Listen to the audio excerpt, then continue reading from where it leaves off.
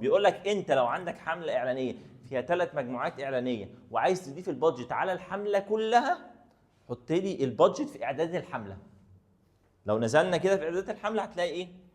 اعدادات الكامبين هتلاقي في حاجه اسمها كامبين بادجت، تتك عليها يقول لك حط لي البادجت هنا. بص هو كان انا كنت حاطط كام لما كنت مقسمهم؟ كانوا 2200 كله. لا انا معيش ال 2200، انا معيش غير 1000 جنيه.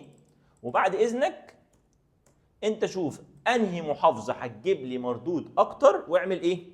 حط انت اغلب ال 1000 جنيه دي عليها. فهو هيعمل ايه بقى؟ هيشغل الثلاثه اد سيت دول، وهو ال 1000 جنيه دي هيقسمها بمعرفته هو.